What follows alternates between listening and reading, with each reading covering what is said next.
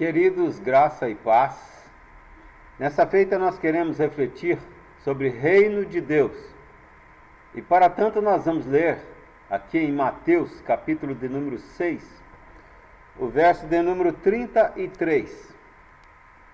Jesus vai falar aqui sobre a ansiosa solicitude pela vida, a preocupação do ser humano com relação à comida, bebida, no dia da manhã, né? E ele vai falar que isso é um ato de incredulidade, ficar tão preocupado, pelo menos para os filhos de Deus, porque se Deus cuida dos lírios do campo, se Deus cuida das aves, porventura Deus nos deixaria na mão? De forma alguma. Você pode confiar, pode descansar. Deus não abandona e não deixa na mão seus filhos. E ele então no verso, com relação ao que beber, o que comer, o que vestir, essas coisas essenciais à nossa existência, dos seus Deus cuida. Não quer dizer, como alguns por aí têm afirmado, que todos os filhos de Deus ficam ricos. Não é verdade. Há exemplos diversos de homens pobres, financeiramente falando, mas servos de Deus. Agora, que Deus cuida dos seus, isto é fato. De que Deus dá o necessário aos seus, isso é fato. E no verso 33, então, ele diz: buscai, pois, em primeiro lugar o seu reino e a sua justiça, e todas estas coisas vos serão acrescentadas. Estas coisas está se referindo ao que ele diz antes, e no contexto, vestuário, bebida, comida, essas coisas necessárias. Então, buscar em primeiro lugar o reino de Deus e a sua justiça. Mas o que é o reino de Deus? Então vamos refletir sobre isso. No versículo 10, quando Jesus estava ensinando, do mesmo capítulo aqui, quando Jesus ensinava seus discípulos a orar, ele os ensinou a aclamar: venha o teu reino. E em alguns pergaminhos também acrescenta no final, no versículo 13, pois teu é o reino, teu é o poder, e tua é a glória para sempre, ou seja, eternamente. Amém. E encerra-se com amém.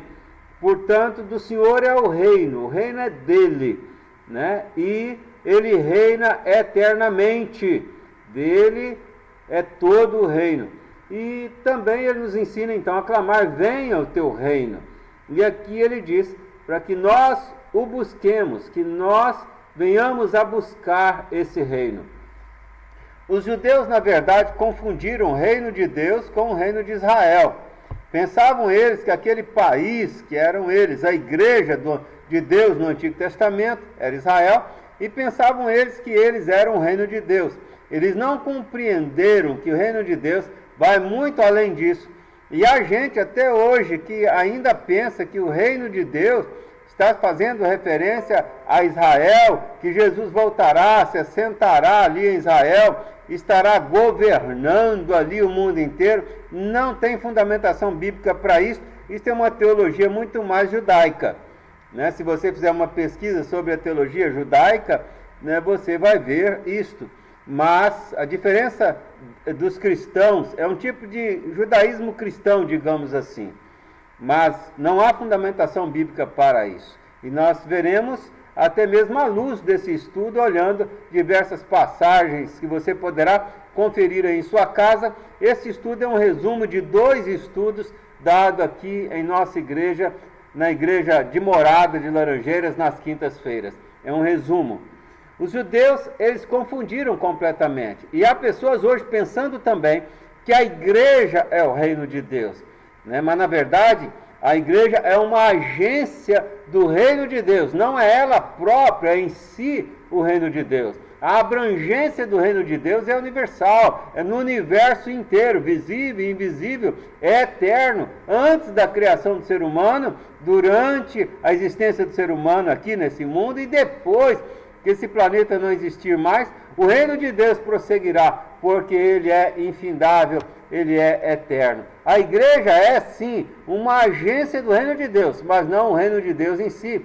O reino de Deus é de fato além do entendimento humano, visto ser ele imensurável e imedível. O que não é reino de Deus? O reino de Deus, conforme Romanos 14, versículo de número 17, o reino de Deus não é comida nem bebida, o reino de Deus não é temporal, não é material, não é terreno, não é deste mundo. Onde está o reino de Deus? Lucas 17, versos 20 e 21 diz que o reino de Deus está dentro de vós. Aqueles em quem o Espírito Santo habita, o Espírito Santo é o reino de Deus presente nele. E todo membro da igreja é do reino de Deus? Não. Você vai ver, por exemplo, dentre os 12, Judas não era do reino de Deus. Ele era o de Satanás, diz Jesus, que o próprio Jesus diz que um de vós é o diabo, dizendo, falando com os 12, certa feita. Portanto, ser membro da igreja nem sempre quer dizer ser membro do reino de Deus. E a igreja pode declarar em dados momentos que alguém não é do reino de Deus. Sim, quando a igreja exclui alguém, ela está dizendo não é irmão, não é servo de Deus. Isto quando a pessoa é excluída, por pecado, por querer continuar no pecado. Em Mateus 18, versículo 17, ali nós podemos perceber isso, que a igreja, ali no caso de que alguém não era filho de Deus. De onde vêm os súditos do reino de Deus? Conforme Apocalipse, capítulo de número 7, verso 9, eles vêm de todas as nações, isto é, de tudo enquanto é tipo de gente, de toda a parte do mundo. Deus chama os seus filhos, e esses, de fato, seus súditos, que são filhos dele, e esses, de fato, filhos adotivos, e esses são membros do reino de Deus. Mas quem entende, quem pode entender, compreender, ao ponto de desejar, de clamar, venha o teu reino, ao ponto de buscar o reino de Deus em primeiro lugar, quem compreende isto? Na verdade, só compreendemos o reino de Deus por revelação. Marcos 4, versículo 10 e 11 nos diz, ali que Jesus falando por parábolas, o próprio Jesus diz aos seus discípulos, que ele estava falando por parábolas, para que pudessem os discípulos entender, mas para que os demais não entendessem. E dessa maneira, Jesus fala por parábolas. Meus queridos, nós podemos ver que conhece o reino de Deus aqueles a quem Deus quer se revelar. Os demais não são capazes de entender, de compreender o reino de Deus. Qual o papel dos súditos? Qual o papel da igreja no reino de Deus? O papel da igreja é de divulgar. O papel da igreja é de testemunhar.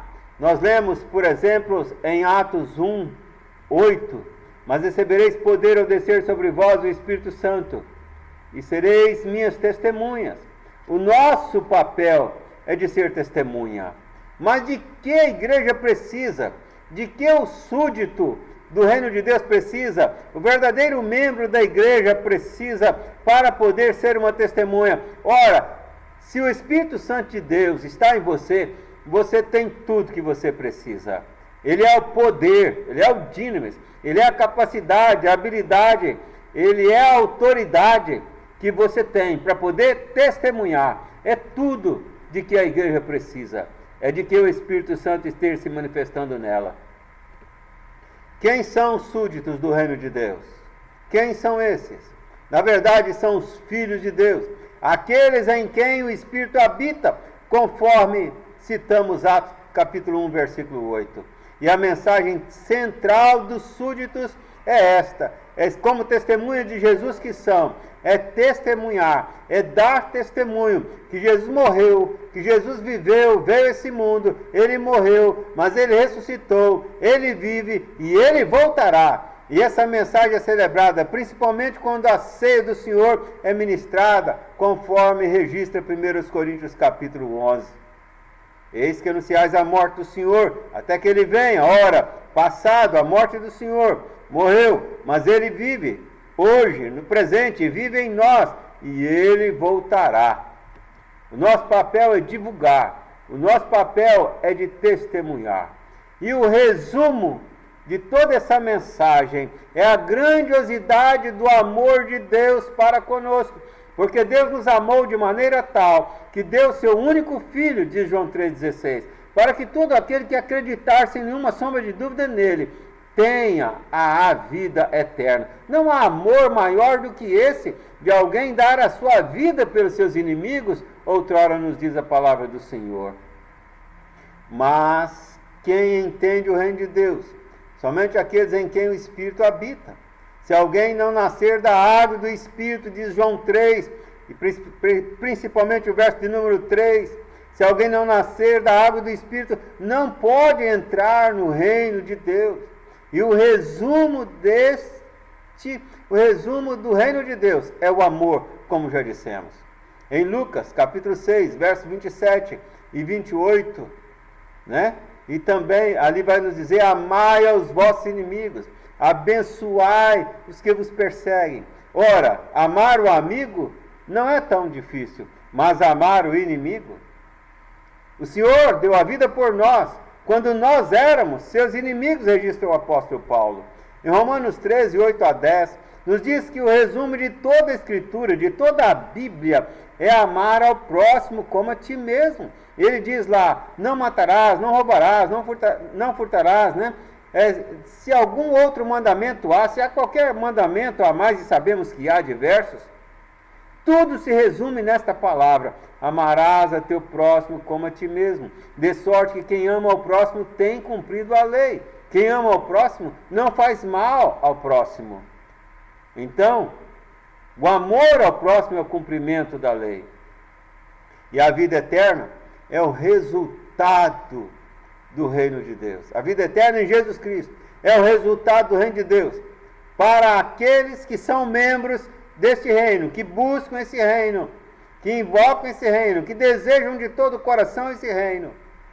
O presente da vida eterna, como diz João 6,47: em verdade vos digo, quem crer em mim, quem crer, viverá eternamente. Em verdade vos digo, quem crê em mim tem a vida eterna. O amor é a mais poderosa arma de Deus para nós, e podemos usar nesse mundo, porque quando você demonstra amor àquele que te fez mal e você paga com o bem, é algo incompreensível aos olhos daqueles que vivem sem Deus. O reino de Deus não é ecumênico, mas o reino de Deus é um reino de amor fraternal. Mas para vivermos esse amor fraternal, é importante que nós, filhos de Deus, nos reunamos.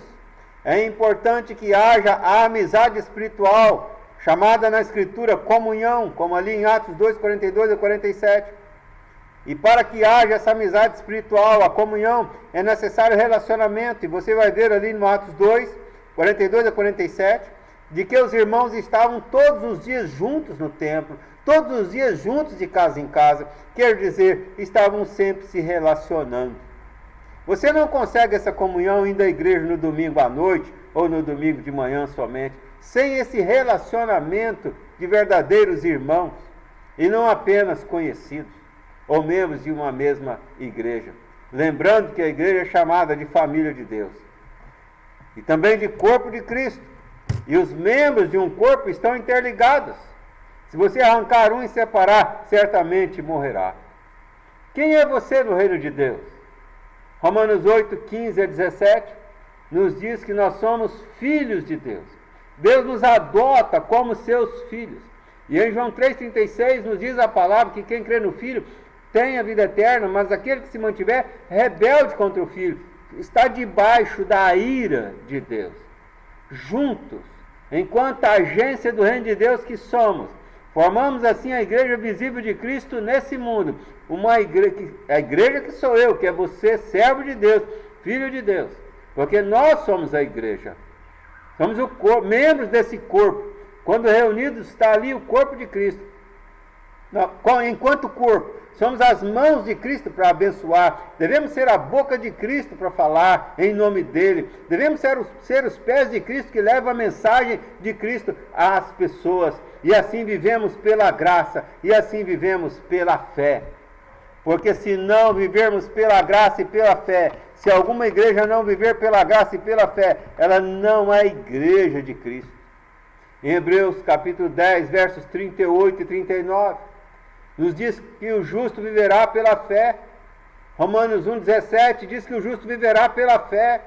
Estão citando um texto do Antigo Testamento, Abacuque capítulo 2, versículo 4. O justo viverá pela fé. O justo vive pela fé e pela graça. Os filhos de Deus, os membros do reino de Deus vivem pela fé e pela graça. Então a igreja de Cristo vive pela fé e pela graça. E se não for pela fé e pela graça, não é igreja de Cristo. E a igreja sou eu, você. Efésios 2,8 diz: somos salvos pela graça, somente pela graça, não há outro caminho. Os reformadores diziam isso, mas não eram os reformadores que diziam, é a Bíblia que diz isso. Sois salvos pela graça, mediante a fé. E isto, a graça e a fé, não vem de mim, não vem de você, é presente, é dom de Deus, e não de obras para que ninguém se glorie. A igreja vive e proclama a graça e a fé. Jesus Cristo, pela graça, nos salvou, na grandiosidade do seu amor, dentro da graça, derramado em nossos corações. Mas os judeus não entenderam isso. E muitos ainda hoje não têm entendido. E têm pensado que confundido o reino de Deus com a agência do reino de Deus, que é a igreja. É fato que na igreja existe joio. Dentre os 12, um era o diabo, que era Judas. Dentre os 12, daqueles que conviveram 3 anos lado a lado com Jesus. Em toda a igreja há joio. Em toda a igreja. Toda a comunidade chamada igreja. O reino de Deus tem 2 manifestações, todavia. Uma que é a da graça, outra da ira. E ou estamos debaixo da graça, ou estamos debaixo da ira. Ou cremos e estamos debaixo da graça, ou mantemos rebelde contra o Filho, conforme diz João 3,36, e estamos debaixo da ira, aguardando a ira que está guardada da parte de Deus, para o grande dia de ira, e também de graça, quando os filhos de Deus entrarão no paraíso para sempre, e quando aqueles que estão fora da graça e da fé entrarão na condenação eterna, chamada segunda morte, uma morte que tem início e nunca terá fim. Não há o meio termo, não há um neutro, ou estamos debaixo da graça ou estamos debaixo da ira. Em qual das 2 manifestações você tem andado? Debaixo de qual das 2 manifestações você tem vivido? Só há 2 senhores: o príncipe deste mundo, ou que é Satanás, ou Jesus Cristo. Aqueles que seguem os prazeres do coração e os desejos da carne, aqueles que andam preocupados apenas com as coisas desse mundo, estão vivendo, conscientes ou inconscientes, debaixo da ira. Mas aqueles que vivem para Deus e buscam o reino de Deus e amam Deus de graça, vivendo debaixo da graça, pela graça, mediante a fé, esses herdarão a vida eterna. Fora da graça e da fé, fora de Deus, fora do reino de Deus, ainda que tentando se esconder dentro de alguma igreja. Em Colossenses capítulo 1, versos 24 a 26, nos diz que nós somos corpo de Cristo. Nos diz que nós somos os seus santos, os santos de Deus. Portanto, somos cidadãos dos céus, conforme diz o poeta. Somos cidadãos dos céus, a nossa pátria está nos céus. Somos cidadãos do reino de Deus. E por isso mesmo o invocamos, o amamos e clamamos: venha o teu reino. O reino de Deus. Que você esteja no reino de Deus. Que você esteja vivendo e buscando e ansiando cada vez mais se enquadrar. Que o caráter do rei desse reino, que é Jesus, vá crescendo em você. E que o seu caráter vá morrendo dia a dia. E o caráter de Cristo vai inundando o seu ser, ao ponto que você possa dizer como o apóstolo Paulo: já não sou eu mais quem vivo, mas Cristo vive em mim. Deus abençoe a sua vida. vivamos no reino de Deus. Esse reino eterno, esse reino maravilhoso, esse reino onde o fardo é leve e suave, esse reino onde estamos protegidos e seguros. Deus te abençoe. Pai querido, que a paz do Senhor esteja com cada um que está conectado e que a graça do Senhor seja derramada sobre todos que estão ouvindo e que ouviram a tua palavra, e que assim sendo, o Senhor ministre a cada mente e coração segundo o teu querer, porque teu é o reino, tua é a glória, de eternidade em eternidade. Amém.